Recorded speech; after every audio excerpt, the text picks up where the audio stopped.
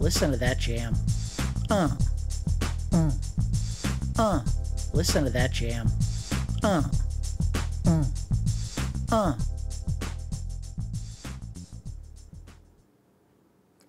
Good morning, good afternoon, and or good evening. You are watching Nubs Collection, a YouTube series dedicated to the cataloging and review of every game in my physical media collection. As always, I am your host, Victor Nub, and today we are looking at Super Adventure Island, developed by Produce and published by Hudson Soft and released in the United States on April 1st of 1992. So, full disclosure, my two favorite words on the channel, this is actually the second time I am recording an episode of Nubs Collection for this particular game. The reason for that is I did a video for this about a week ago, and when I started doing the editing for it to clean it up and put it up on YouTube, I noticed that the audio channel for my vocal commentary had the same audio peaks as the game sound, which I thought meant that somehow I had screwed up and accidentally put the same file twice in the editing software, and I do use Adobe Premiere to clean up the videos before I post them. So I went back and I pulled the audio for the audio commentary back into Adobe Premiere and realized, nope, it was not a mistake. None of my audio commentary recorded for the first video, and part of that is I missed a critical step in setup for the video. Normally when I record an episode, what I do is I'll have like a little 20 or 30 second clip that I'll do right before I start recording where I check audio levels and make sure that the mic is picking up all of my voice when I'm speaking. And before I start recording the episode for real, I'll go back and I'll listen to that clip just to make sure that it was picking up my voice correctly. And I did the video clip last time, but I neglected to actually check it. If I had actually checked it, I would have noticed that it wasn't recording my voice. So unfortunately, it's kind of an issue with the Elgato software is sometimes it will disconnect the audio input, the mic input, and you'll have to go back in and manually set it back. I do use an Elgato Wave 3 as well as an Elgato capture card as part of recording these episodes. And just a little oversight on my part, my mistake, but I paid the price, which is why we're doing this a second time. Anyway, enough of that. Let's go ahead and get to the game itself. This is an interesting title in the sense that it was released between two NES titles in the Adventure Island series, specifically Adventure Island 2, which is a game that we did an episode of Rental Regrets for, and Adventure Island 3. Both of those games were produced by a developer called Now Productions, not Produce. And ironically, both of those games had two systems in them that neither one appear in this game. Number one, there was a system of dinosaur mounts, and those dinosaur mounts basically added like an extra hit that the character could take, Master Higgins. And there was also an inventory system where every time you finished a level, you could manually unequip your melee weapon as well as the dinosaur mount and add them into storage so that you could access them anytime you wanted. Neither of those systems appear in this game. Why did they make that choice? I don't know. Hudson Soft was the same publisher for all three of the games, and for whatever reason, I guess the two devs didn't communicate those changes. We've also talked a bit in the past on the Adventure Island 2 episode of Rental Regrets about the intertwining histories of Adventure Island and Wonder Boy. This game has its own part in the confusing history of the two games. An unrelated title called Super Adventure Island was released on mobile devices back in 2005 in the US. That particular title was actually a remake of the game Wonder Boy Monsterland. Why Hudson Soft couldn't keep the two franchises separate, I don't know. I never really got a good understanding of that. If you've noticed that there are quite a few games that we'll be looking at, not only as part of my own collection for Nubs Collection and Rental Regrets, but just in your own observation with the word Super in the title. For example, we've looked at Super Mario World. This is Super Adventure Island. We'll look at, I believe, Kirby Superstar Saga at some point in the future as a Rental Regrets episode. there's a good reason for that. Of the 1,756 SNES titles that were released over the course of the Super Nintendo's history, 245 of them had the word Super preceding the title of the game. Best guess is Nintendo, maybe when they were sending out dev kits, requested that devs and publishers put the word Super in their titles. I don't have a good explanation for it other than that. It just seems a little silly that so many companies felt they had to put the word Super in the title. I get that it was the Super Nintendo, but I mean, what makes it Super? The soundtrack for this game is amazing, and we'll hear a good chunk of it when we start playing the game. And it's no coincidence that it's such an impressive soundtrack. The composer for most of the songs on this game was Yuzo Koshiro. If that name doesn't sound familiar to you, we've already looked at one of the titles that he worked on, ActRaiser, which was pretty widely known for having a very symphonic, operatic style of soundtrack. Koshiro also worked on the 8-bit version of Sonic the Hedgehog, or at least the versions that came out on Game Gear and the Sega Master System.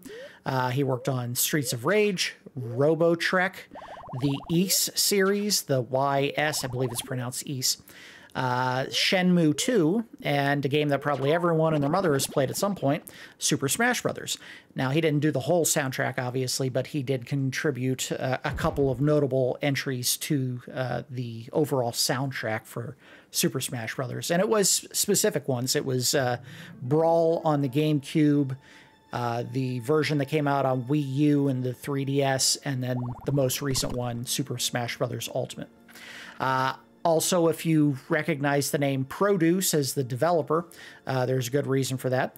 We've already looked at one of the games that Produce worked on, Super Bomberman. They also worked on the games The Seventh Saga and Brain Lord, which are probably two games we will look at Rental Regrets. I don't know if I ever played The Seventh Saga, but I've definitely played Brain Lord as a rental before, so I think we will look at that at some point in the future. Anyway, let's go ahead and do the story setup. The story section in the instruction manual the story section in the instruction manual is simply called Game Story. Adventure Island is a mysterious and beautiful land that has many hidden dangers. As hero of the island, Master Higgins protects the inhabitants of from the many deadly creatures. Boy, I'm getting tongue-tied. He has restored peace to the uncharted island on many occasions. But something terrible has happened. While Master Higgins and Jeanie Jungle were stargazing, a dangerous entity known only as Dark Cloak turned Jeanie to stone. Now, it is important to note that depending on what you're looking at, if it's the Japanese version of the instruction manual or future versions of Adventure Island, her name is actually Tina. I don't know why they changed it to Jeanie Jungle. I'm not an expert on that. Master Higgins must venture towards Dark Cloak's castle at the foot of Ice Mountain to rescue her. He has two powerful weapons to choose from, an axe and a boomerang. They can be found all about the island. If he can collect enough weapons, Master Higgins can shoot them like fire! I don't know why I did that. He's also an awesome skateboarder and a super jumper. Be sure to grab a board and super jump your way through some radical territory. And that is the entire story setup. All right, so let's go ahead and get started.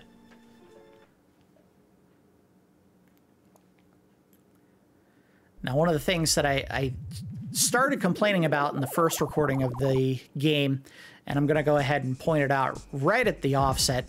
So there's the regular jump, and this is the super jump. In order to do the super jump, you have to hold down.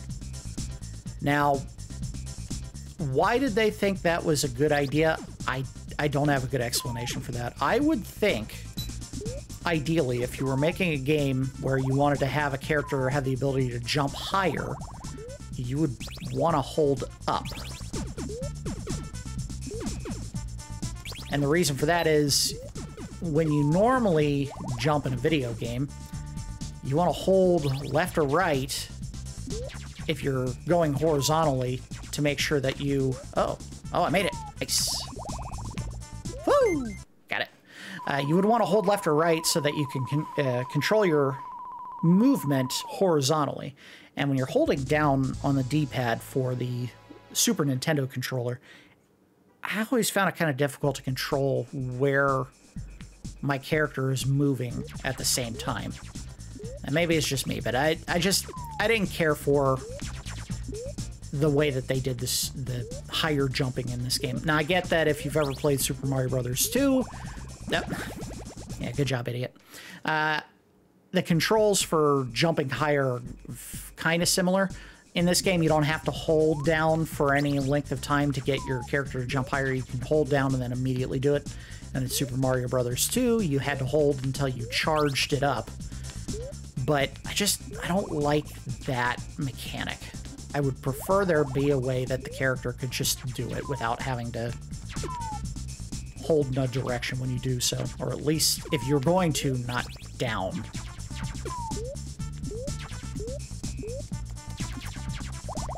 I know the game tells you to mash the button like crazy to find hidden areas, or at least I think there was something in the instruction manual about that, and I'm not worried about that too much.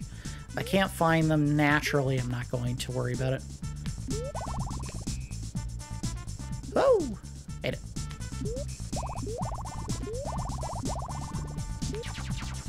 Ah! These bugs have very strange eyes.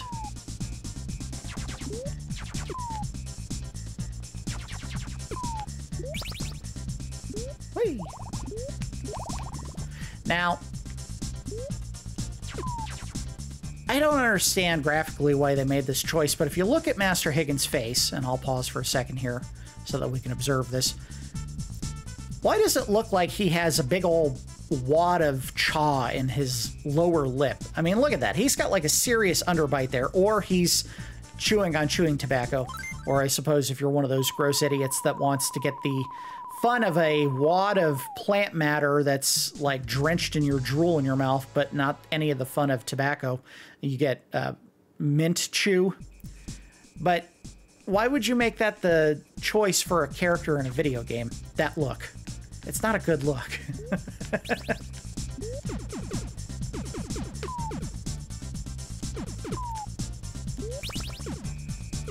Oh, there we go. If it looks like I'm taking my time, it's because there is no run button in this game. You cannot make Master Higgins move any faster.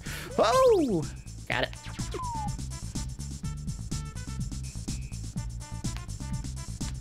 It's funny because, again, and this is another thing that I guess they did better in Adventure Island 2 and 3, I believe there was a run button in both of those games.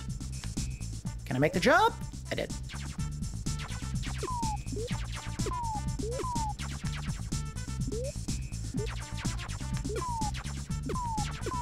Alright, good, good, good, good. The nice thing about the fireballs is, yes, they can pulverize rocks. Those ground rocks, not the big boulders in this game. Like, they won't work on that thing. For example. Whee!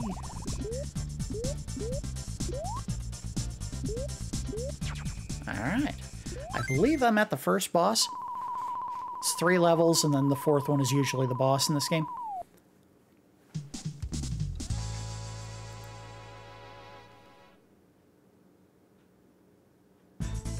Sure is. Let's see how long it takes to kill him. Oh! Oh, look at that. So easy. Fireballs really do make a difference. Now, the first time I played through this, I actually died at this boss, and I had to run all the way back through the levels a second time to get back to this fight. Thankfully, I guess I learned my lesson from the first time around.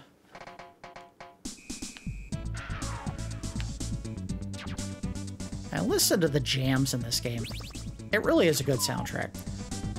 Why are there a bunch of penguins on a desert island? I have no idea. Although this is technically just the beach, I would guess.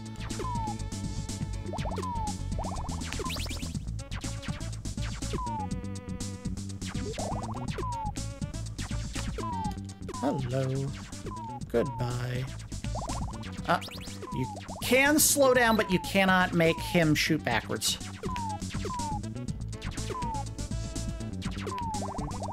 I don't think I have to duck to shoot these. I'm just doing it out of habit.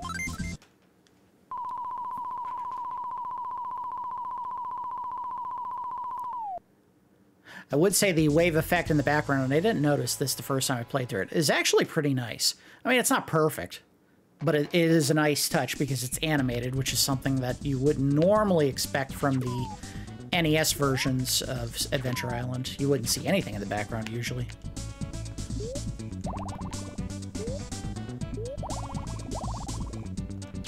Gotcha. Gotcha. Oop. Made the jump. Well, I'm gonna have to take it. Dang it. I do not like the axes over the boomerangs. Alright, good. I got my boomerang back. Ooh. I really don't like the way that they appear off screen. Especially behind you. Those penguins do that quite a bit in this area.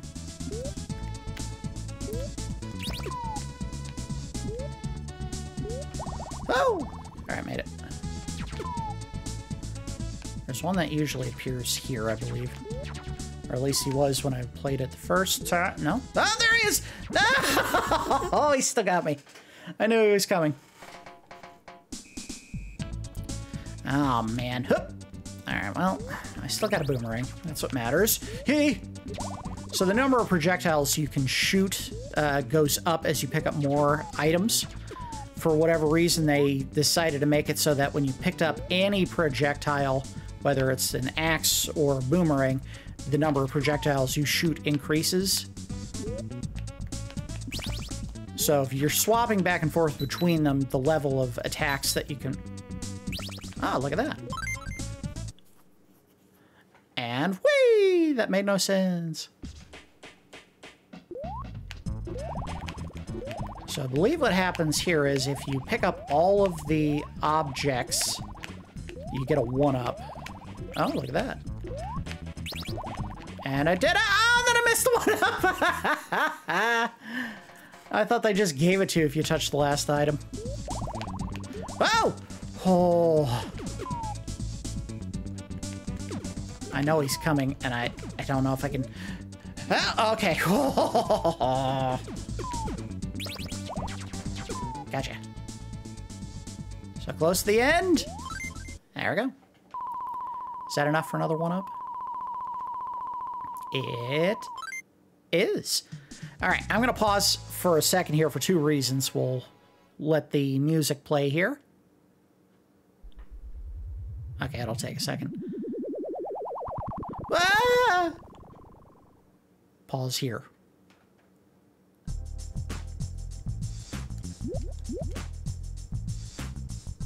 Listen to that jam.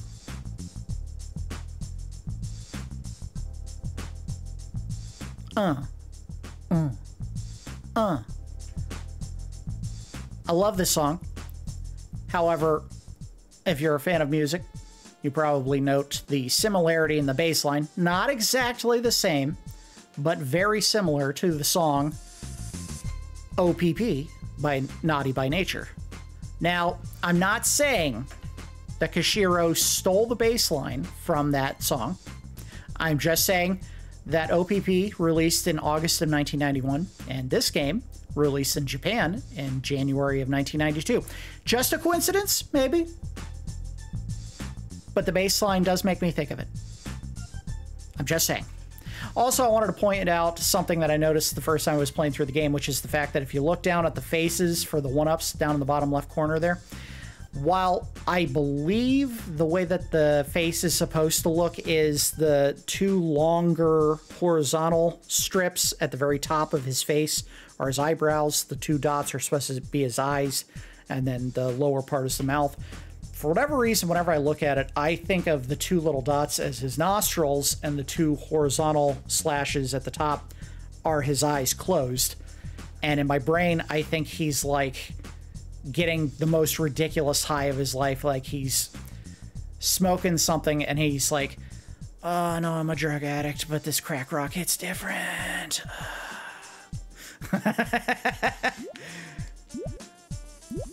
Alright, anyway, let's go ahead and continue our journey inside of a whale's mouth. I'm gonna touch his gums at the top there. I find it very strange that Master Higgins' hat, or at least the bill of his hat, bends backwards as he's swimming here. I mean, I guess if the bill gets soggy, because it's usually just, I believe, cardboard inside of the bill for baseball caps, it would flex like that if it was wet. It's a very weird looking effect.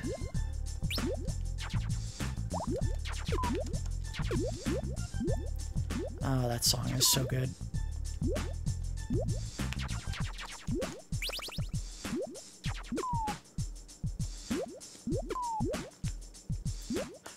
Oh, ho, ho, ho, you didn't get it.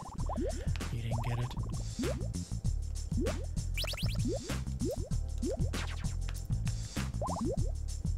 Why are all of the monsters in this game googly-eyed? I need you to die. There we go. Get out of here. Stupid eels.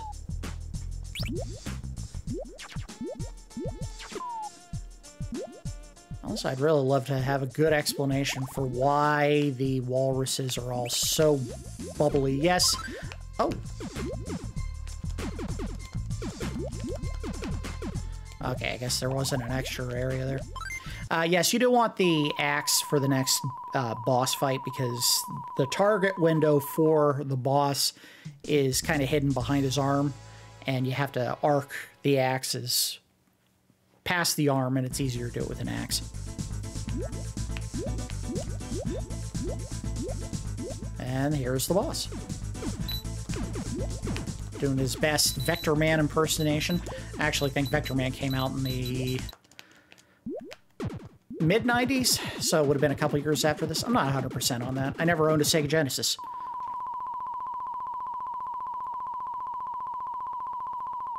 There we go.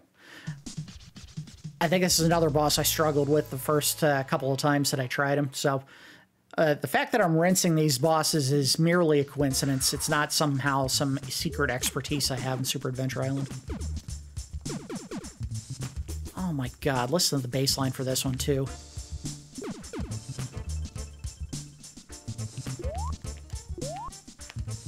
And Kashiro was on a groove when he did the soundtrack for this game. I need fruit!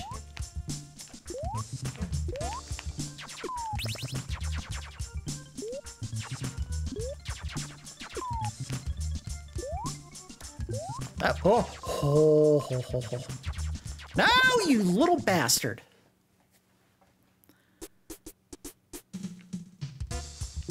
Sorry, we get to hear the intro again. Alright, I want this! Oh, good. I thought I was about to suffer a fall. Get out of here. You got your one hit and you missed. Got him. Got weird googly-eyed bug. Oh, come on! Why did I do that? That was stupid. Well, at least this hasn't changed from the first playthrough, which is that I really struggled in the tree.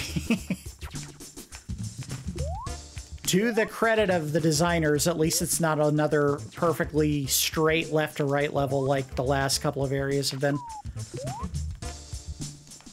They probably could have tightened that up a little bit, added some more variety. Come on. Get out of here.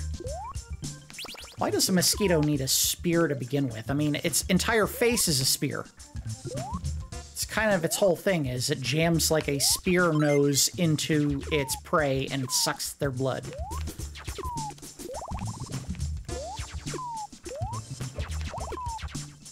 No, get away from me.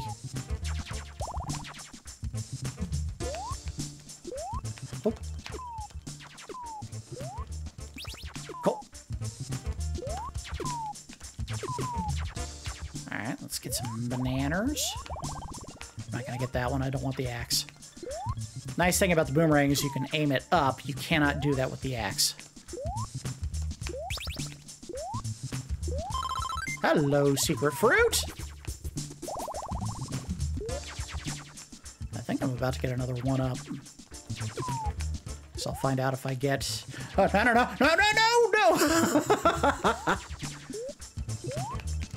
Where? Oh, come on!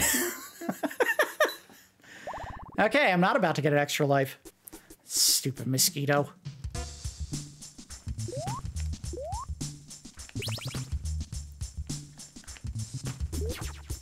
I think what we'll do, depending on how bad the luck I have getting through this area, is if I can't seem to get out of this tree, we may just go ahead and call it a day, because you don't have an unlimited number of continues.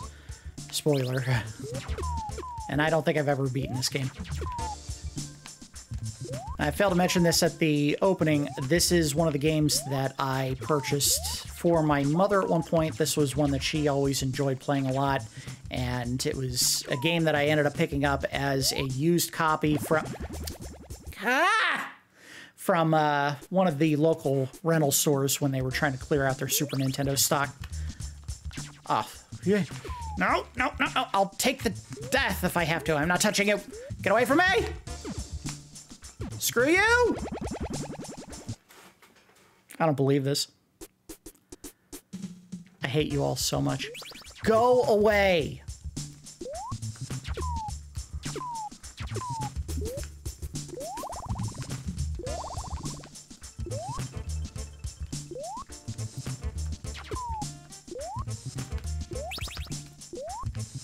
Actually, I think I have one more continue. So as bad as this is going right now, we should be able to continue even if I die here.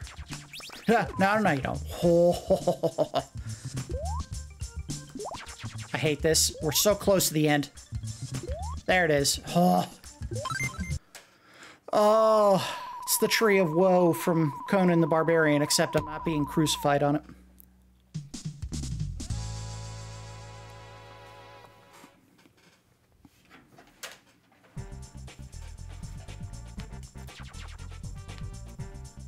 God, all the songs on this soundtrack just have energy.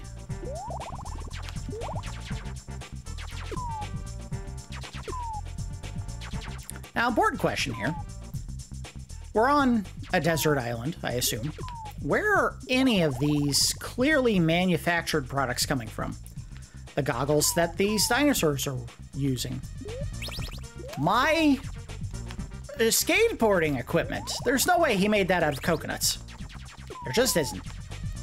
His baseball cap. Do they even have baseball on this island? The metal tips that they're using on their spears. You have to smelt those. Do they have smelting technology there?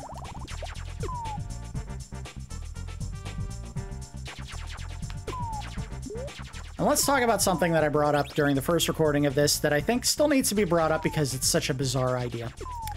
The grass skirt as a fashion accessory for someone who clearly has access to more advanced clothing like baseball caps.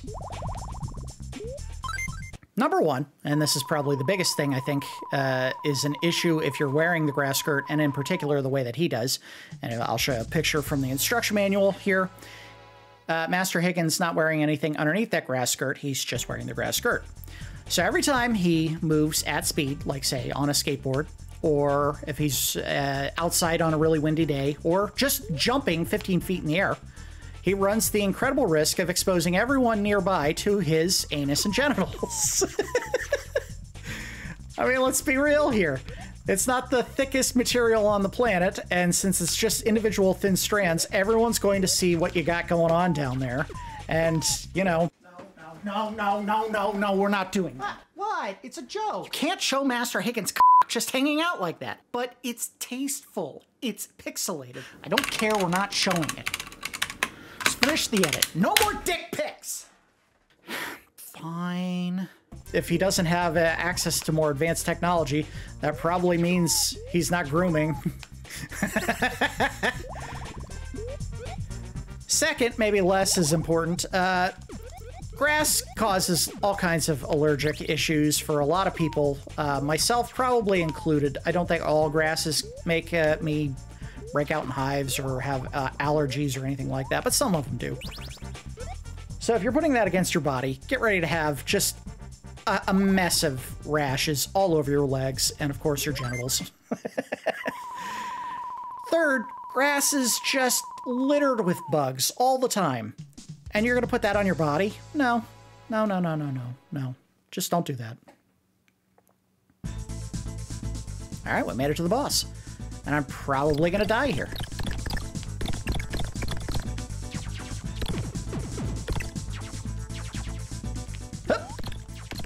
Oh!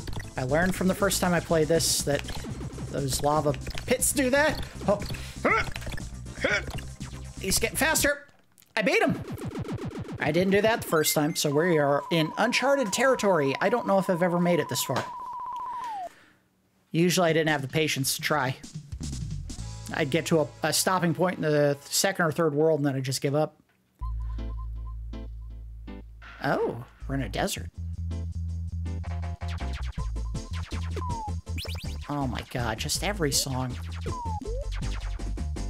This is a fantastic soundtrack. And the nice thing is, this is something that I think was really pushed early in the console life, but maybe not so much later on. There is a lot of samples in this soundtrack. Like actual instruments that they just used small samples of them added to the soundtrack. And, well, I think later on a lot of companies just opted to make their own sounds using the synthesizers that the Super Nintendo had. Although I would say this song doesn't necessarily make me think of a desolate desert area. Even one with what looks like the ruins of several buildings laying around. And why am I being attacked by a dude who looks like he's like a phalanx, but from the year 1993? Whee! Cool. I might get another extra life here. No, I won't. That's not enough. Yeah. Another 10,300 points. All right, we're going to go until I get to the next continue, and then I think we'll call it an episode there. Ah, this jam again.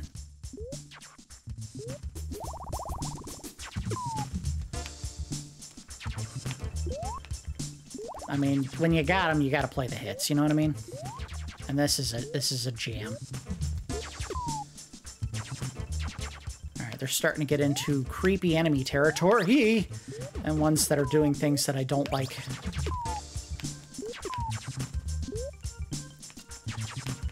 Now, interesting, the boomerang... Oh, I don't know what that is. Oh, I know what that is. It's the, yeah, the dinosaur's little... There we go. Oh. Now, something that I've never been a huge fan of with the Adventure Island games, and thankfully they do abandon it at a future point in time, is the idea that your health and your timer are basically the same thing. Or at least a bar that represents what I am assuming is health. Because you actually eat food to recover time. No! Get out of here! I made it. You had to super jump for that one. I imagine if you just did a regular jump, you would fall short, and there's an extra life. Yeah, I just never loved the health bar and the, well, the health timer, I guess I should call it, in these games. We're back in the water. Nice. Yeah.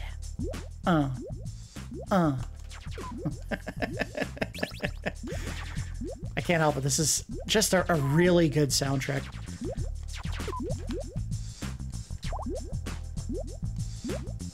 Also, there's a nice rhythm to the way that he swims, and it just kind of fits the song, too.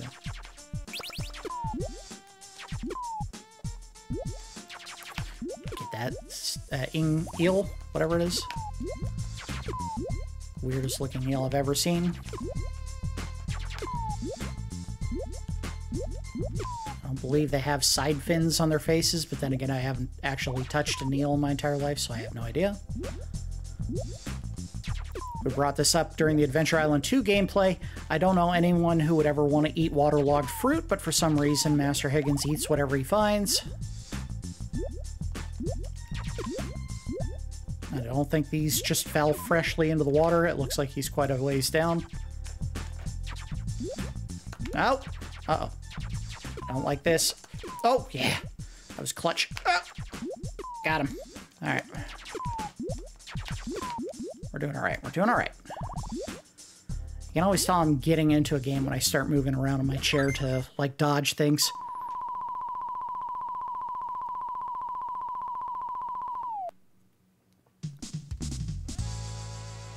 All right, we're up at the next boss. Am I doing it underwater again? No, I'm not. All right. I have no idea what this boss does, or, well, okay. I do know what he does, because I'm staring at it.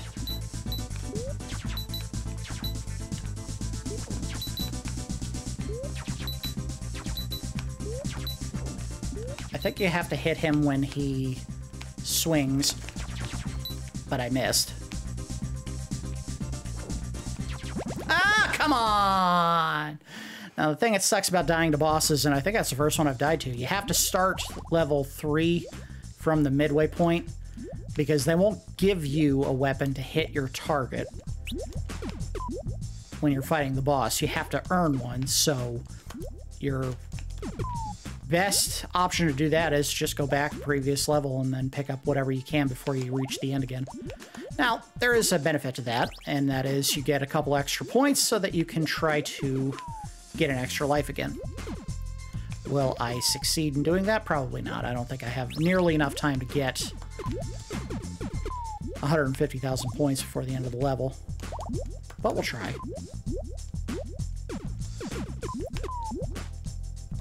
As safely as I can because of all these stupid eels. All right, there we go. Yeah, I didn't have enough. Came close. I think that's, what, 9,000 with the full bar? No, it's short. 8,000. So we probably wouldn't even do an extra life before the end of this area if I have to go through it again. All right, so hit his head when he swings. It seems is the move. There we go. Not too bad. Get him to swing his lightsaber. Dinosaur Darth Vader. All right, this isn't too hard, but that means he's going to change up his strategy at some point. Luke, I am your dinosaur father.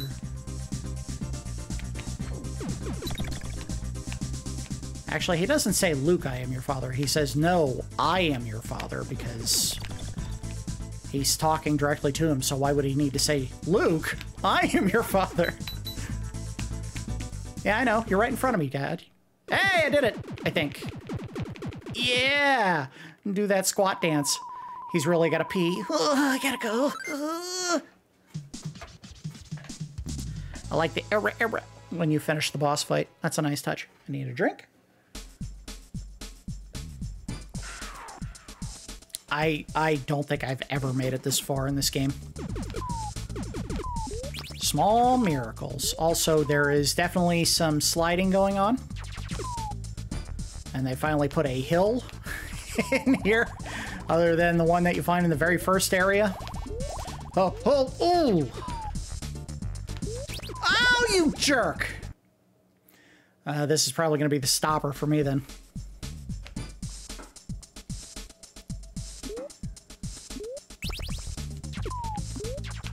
Nope. Oh. Hup. Hup. I'm better off just dodging them all together. Nope. Come on, I hit the jump. I'm not going to make it out of this area. There's too many enemies. And they are aggressive. And I can't take too long because you're on a timer at all times. Nope. Oh, come on, game. Lame. All right, well, we'll do this one more time. As bad as things are going in this first area, I don't think I'm going to get much further.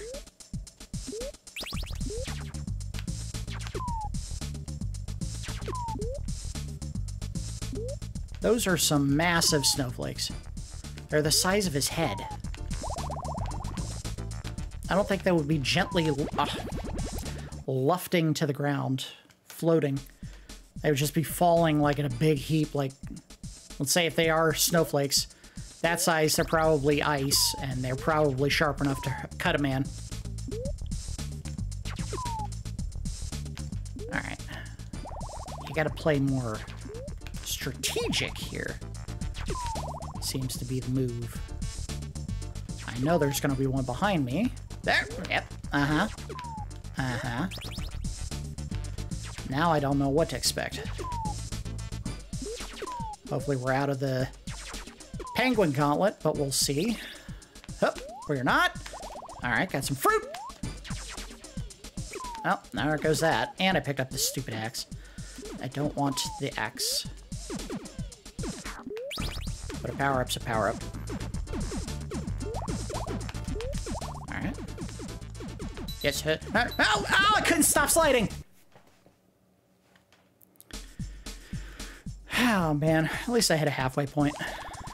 Those penguins are back. Nope. Nope. Screw you.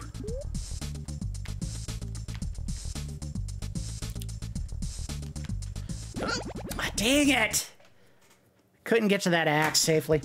All right, we'll go ahead and stop there for today and go ahead and wrap things up, move into the review phase. Let's do a round of the good, the bad, and the ugly. The good is obviously the soundtrack. The soundtrack for this game is fantastic. I don't know if there were any songs that I heard just in the 40 minutes, 30 minutes that we looked at this game today that I disliked. I think all of them were very fun, energetic. Did they fit the theme of the game necessarily? No, in some cases, they very much did not fit the area that they were supposed to be playing in. Who knows, maybe when Koshiro was putting the soundtrack together, he was just writing songs and didn't really know what areas they were going to go in. But all of them were fantastic. Really well done soundtrack, which is kind of a hallmark of Koshiro's work, if I'm being honest. He's always made very good soundtracks.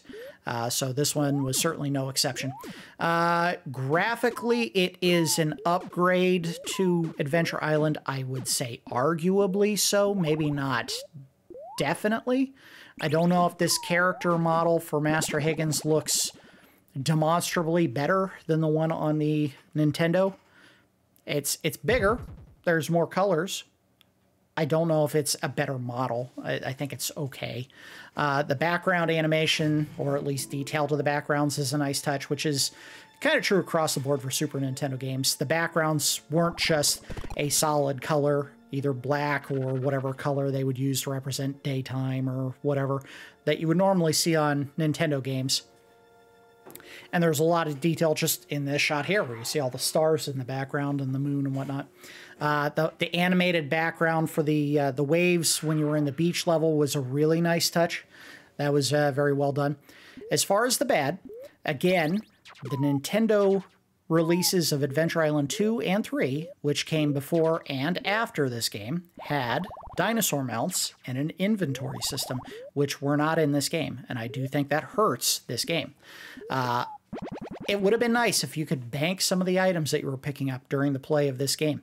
Not to mention the fact that having that extra hit that you could take while riding a dinosaur mount would have made a huge difference in the difficulty of this game. You don't get anything other than a skateboard to tank damage, and the skateboard only appears maybe once every area, like the 4-level group.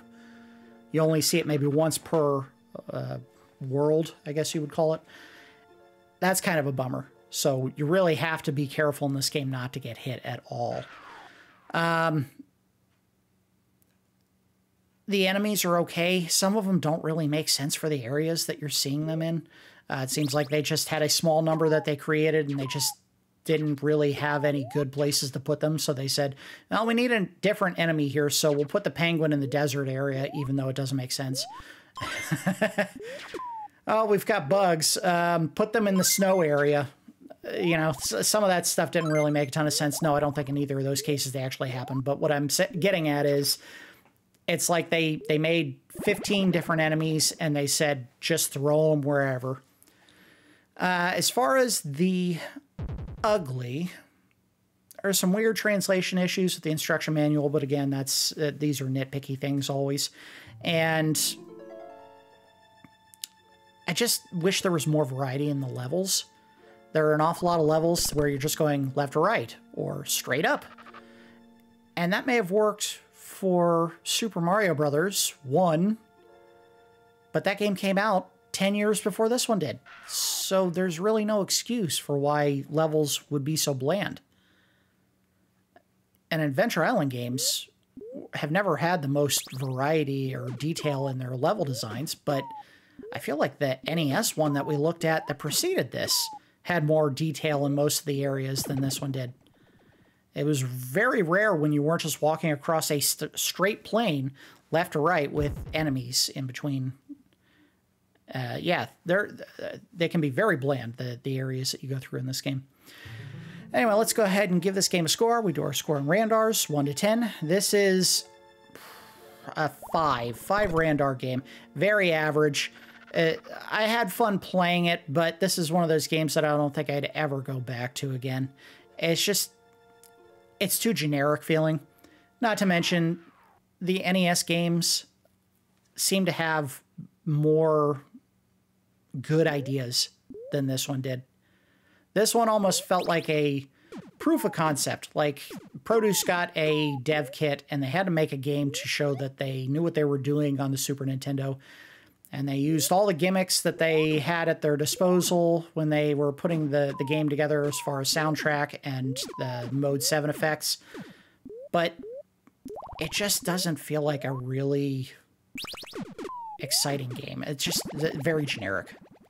That's the word that comes to mind when I talk about this game, is generic. It just doesn't feel like there's a lot of variety or detail to any of the levels or encounters.